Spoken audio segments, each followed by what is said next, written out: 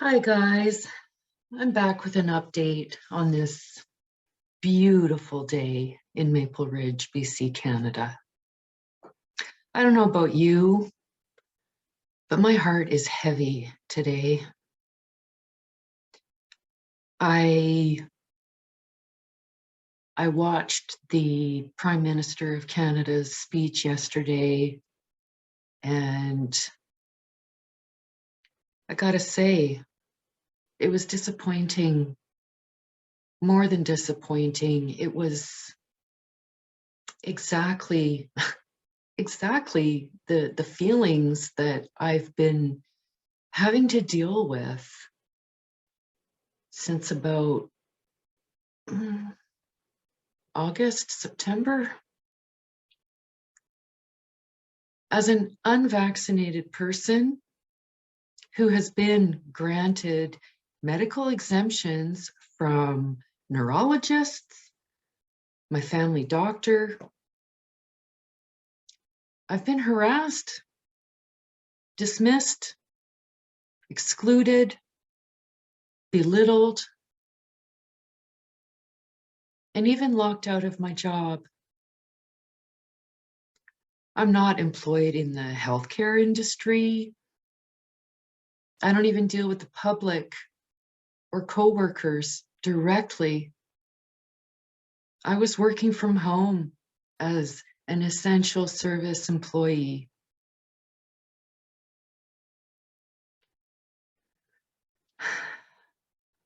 I completely empathize with the truckers in the convoy and how they're being treated.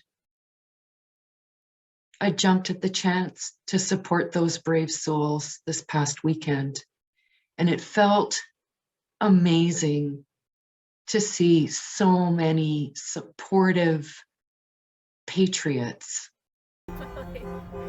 I didn't see any racism or threatening behaviors or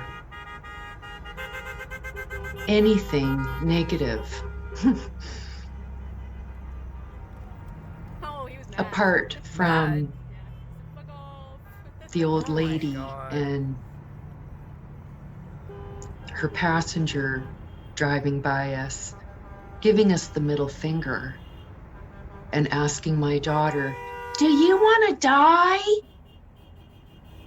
It, it just dumbfounds me. For those of you who are tuning in and watching this, do you really think this is just about the vaccine? I'm talking about the convoy of the truckers, which is becoming global. And that thrills me that so many are standing up. Do you agree with the narrative, the script?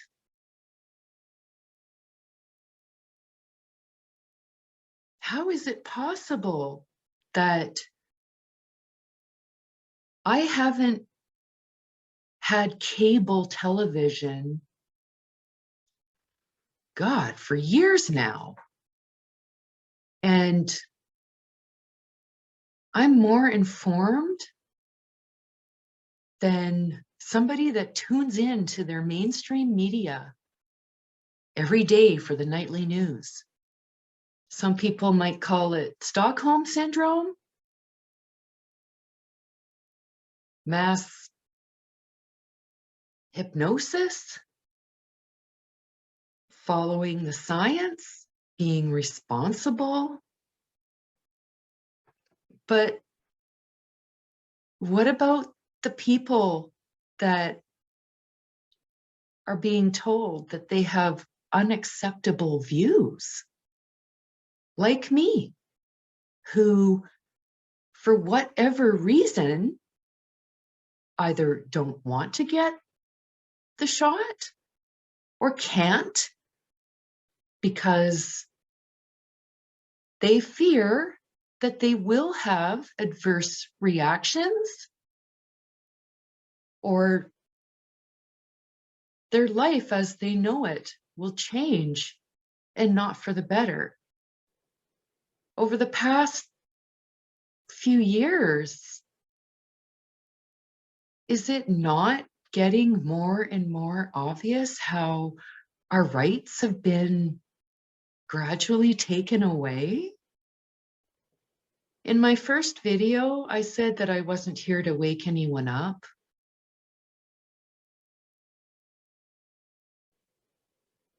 But I'm starting to feel like some of you do need to wake up. You can't call these vaccines.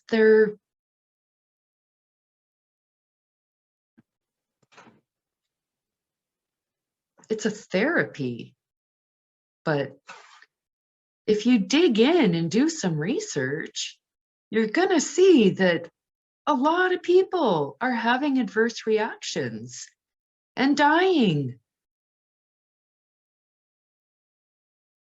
Why you refuse to accept that is beyond me.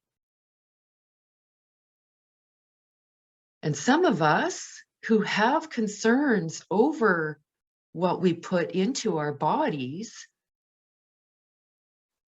have done some extensive research, and to be told that we have unacceptable views and to just be dismissed, harassed, belittled, censored, locked out of work, you gotta see that something's wrong. It's just so sad to sit back and realize that nothing's going to change unless we stop complying. I saw a meme on Facebook not too long ago where a man is saying that the left wing and the right wing are on the same bird.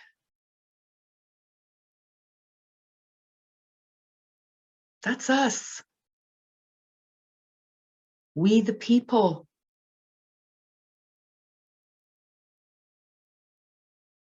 By complying, you're allowing them to take our rights away, and we'll never get them back. I don't know how people can't see that. I'm not the only one out here who is not allowed to do my job anymore. So, as somebody like myself who had her life completely changed as a result of taking a vaccine in high school that I suffered a serious adverse reaction from, paralyzed head to toe, took months to recover. I can't get this vax. I'm going to share clips from my phone call with the infectious disease specialist that I was referred to try to, I guess, talk me into getting vaccinated. Hello? Oh, hi, Mrs. Elwood. Hi. Hi, yeah, it's Dr. Phillips here. How are you doing? I'm okay. How are you? Pretty good. Did you get my email? Yes, I did. Okay. Sorry, I didn't reply. That's okay. So, yeah, I figured you probably have to double check if it was looked like it was the correct address. Yeah. So, having looked over that information, do you have any particular questions, or where do you stand on things now?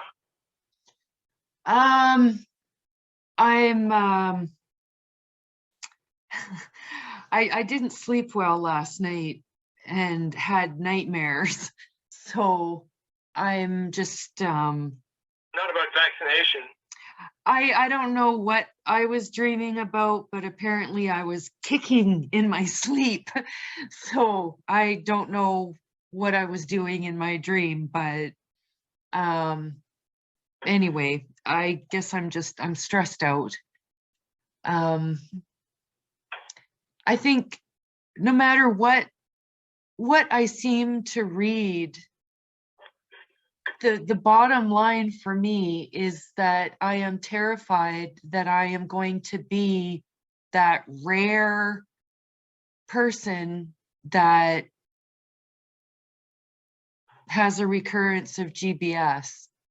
And even though it's supposedly so rare, I don't know why I'm so convinced that I will be reliving GBS. Right. Okay. I guess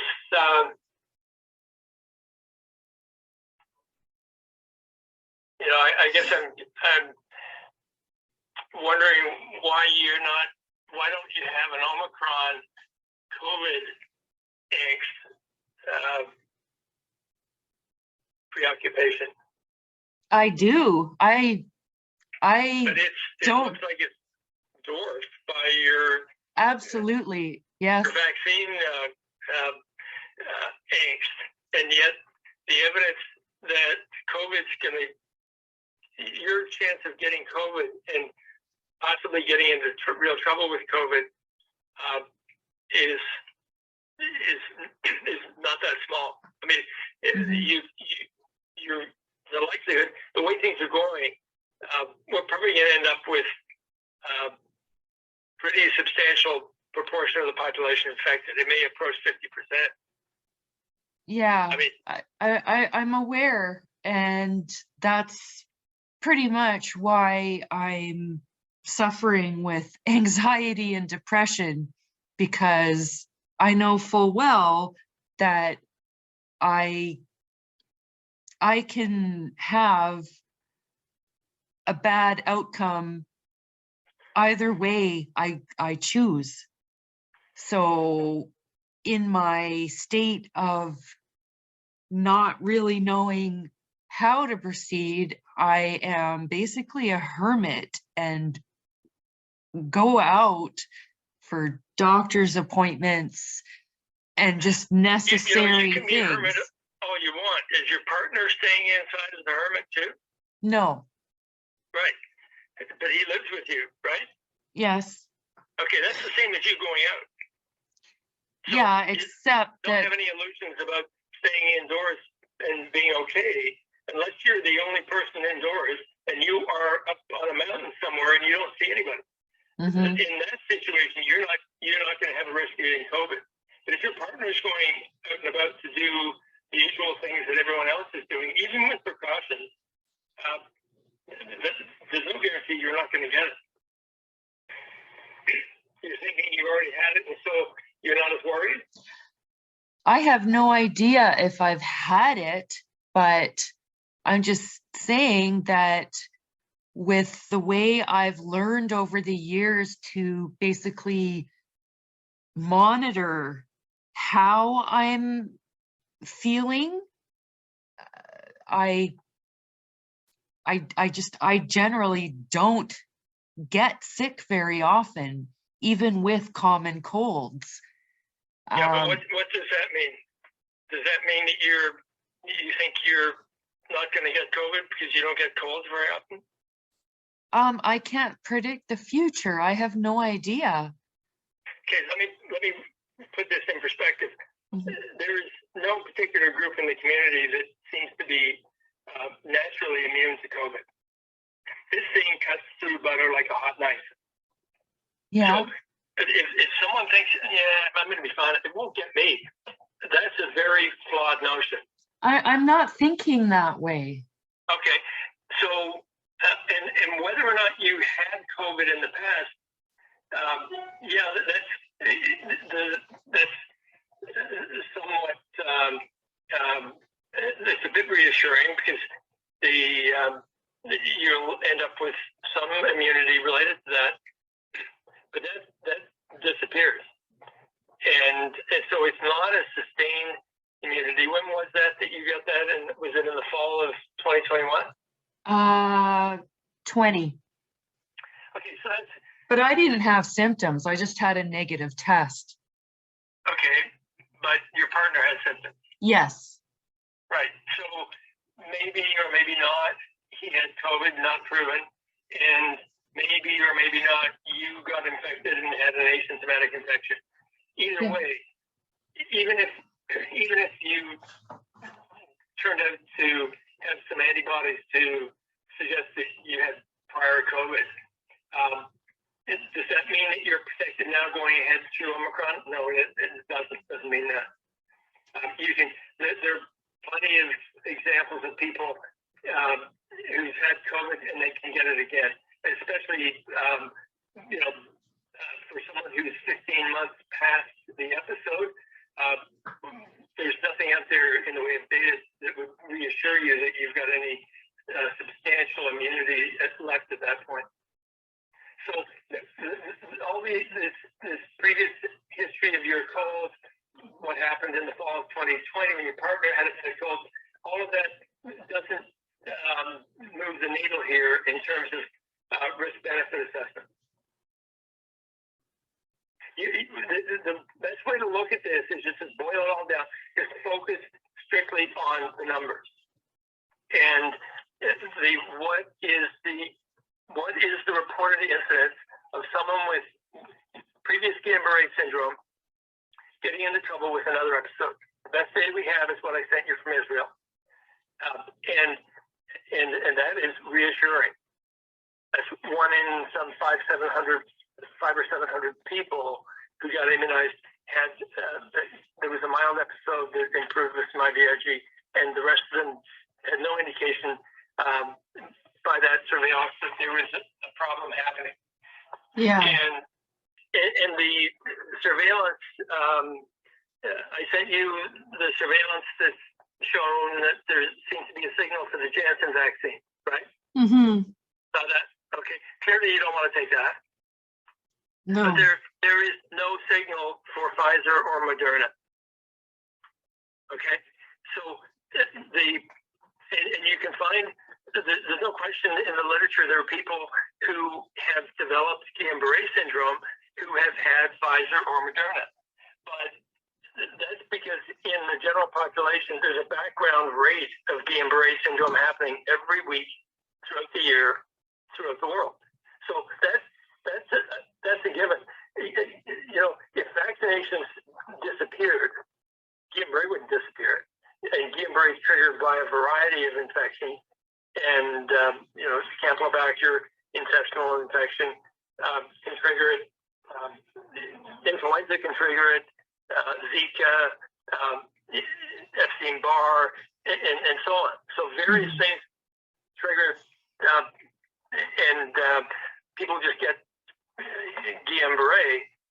And so when you go and vaccinate hundreds of millions of people around the world, there are going to be people who get Guillain-Barré after a Moderna, after a Pfizer, after any number of things that are given to them, including apple pie and ice cream.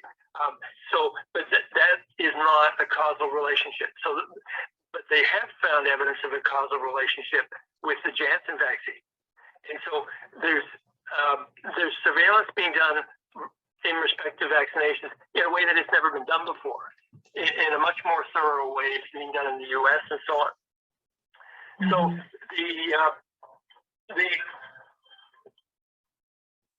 So So one has to really look at this and say, okay, what is the evidence that a Pfizer vaccination is going to trigger another episode of GBS? And the evidence is just not there. And clearly there are cases, there are more cases of GBS occurring in the setting of people who've had COVID. Yeah. Although there are case control studies to clarify for sure whether COVID results in a greater number of GBS cases compared to the background rate in the general population. So that's not totally sorted out yet. But the risk of the risk of problems happening for you related to COVID that could result in maybe hospitalization and a serious outcome is far higher than anything related to the Pfizer vaccination. And this is also reflected in the fact that there are now, after a year of experience with these vaccines, there are clear situations where it's recommended that somebody should be considered exempt from receiving a vaccination because of concern about risk. And you got that list of exemptions that have been recently updated this month from Ontario. You saw that, right? Yeah. Yeah. And Guillain-Barré is not on there. I know that's a big contributor to my anxiety and depression. What, that list of exemptions? Just the fact that I can't be exempted. That should be you should be happy about that. If I had some condition that said I couldn't get COVID vaccination, I would not be sleeping. Because I would be, I'm older than you are. I'm 71, but so I have a higher risk of getting into trouble than you do at your age. But people can get, you've seen it in the media, people can get sick at any age, like in hospitalized, that sort of thing. So I don't want to have an exemption that's going to be a block for me to get vaccinated against something that is more prevalent than we've ever seen. Why do you want to have an exemption? Why do you not want to get vaccinated? Because I can't seem to get it through my head. Not been shown to be associated with the vaccination. No, there really isn't evidence out there.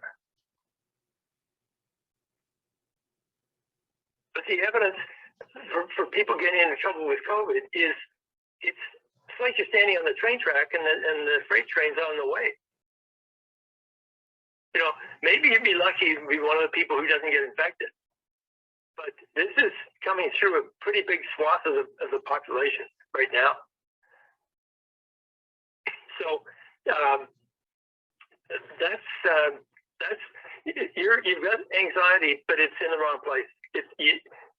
Think about the risk for Omicron.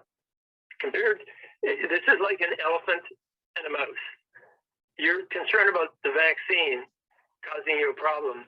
It's barely a mouse.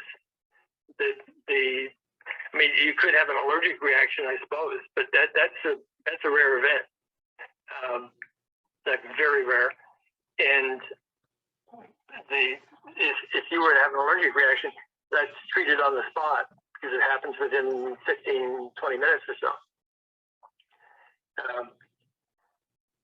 But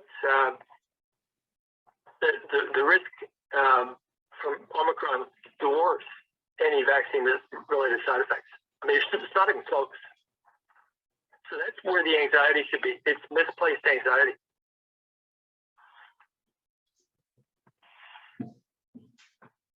We're all changing our daily activities, gatherings, how often we go to the store, masking up, doing this, doing that. We're doing all this stuff because we're afraid of getting Omicron. I'm fully vaccinated. I've had a booster, but that's not a guarantee.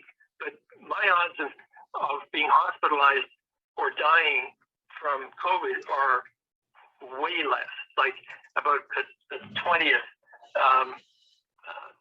reduction. I'm about 20 times less likely to get hospitalized than someone who's vaccinated, and about 40 times less likely to die compared to someone else in my age group who is unvaccinated. So that's what you're getting with the vaccine. But and you're not getting anything that's even showing up as a signal yet that there's any association with reactivating GBS. Hundreds of millions of people have received Pfizer vaccine around the world. It's probably approaching 1 billion at this point. Yeah. If there was a signal there, we'd be saying that, you know, that should be reassuring. But sitting there unvaccinated with your partner coming and going, that ain't reassuring at all. Now, I would rethink that a bit. We should also have a discussion about other vaccinations which you haven't had, which are way less likely to come back at you. But you know, there's been a fair amount of work over the years looking at various vaccinations and whether or not they can trigger Guillain-Barré, and the evidence is pretty scant that the vast majority of vaccinations haven't really had any association. Even for influenza, it's been certain years that have been an issue. It's not even an issue on every year. So, in fact, there's more GBS associated with influenza infection than there is with far more that way than there is associated with the vaccine. But anyway, the issue is for sure it's about getting COVID vaccination, but we should probably have a discussion about tetanus and things like that going forward. Okay, so do you want to talk again maybe later this week or next week? Sure. Okay. Well, I'll get permitted to contact you and set a time. Okay. Okay? Yeah. All right. Talk to you later. Thanks. Bye. Okay, bye.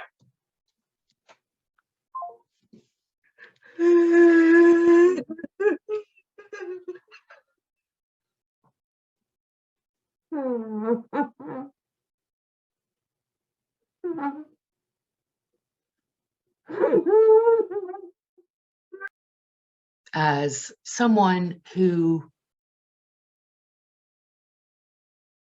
had to fight for her life, was completely paralyzed with an extremely painful diagnosis that left me with some permanent paralysis. And you tell me that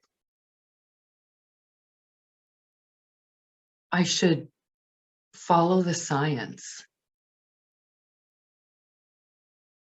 Wait, what does that even mean today? There's an antiviral pill available, approved in Canada. I don't have any symptoms. I take care of my immune system, something I learned to do 33 years ago. Because if I don't, I run the risk of going down that path again. can you see the stress that this fear mongering and shit is causing some people? We're not being selfish. We're not being stupid. We have legitimate rights, and they're being stripped away. I'd really love to see what your views are on the matter in the comments below. Tell me, what is so flawed with my thinking? How is it right to label me and many others in my shoes a fringe minority with unacceptable views?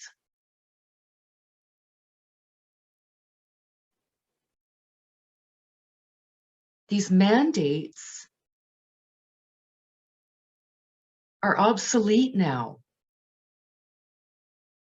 There is absolutely no reason to wear a mask or to be pushing these vaccines now. How is this fringe minority so out there? We're not out there desecrating statues. We're not out there littering and destroying shit. We're not the ones that are threatening. We're fighting for everyone's rights and freedom. And to be dismissed by the Prime Minister in the manner that he did yesterday,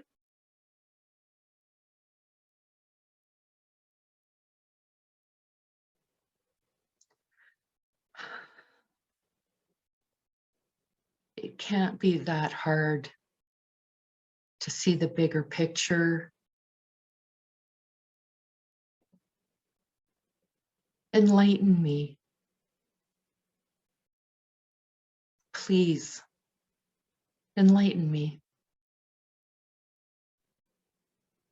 Why should we be complying with this government?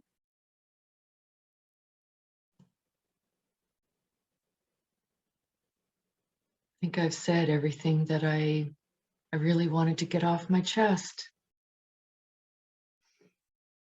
I'm just so disappointed, and my heart is hurting for all of the people that are in Ottawa right now, all over the world, who are being treated with such disrespect.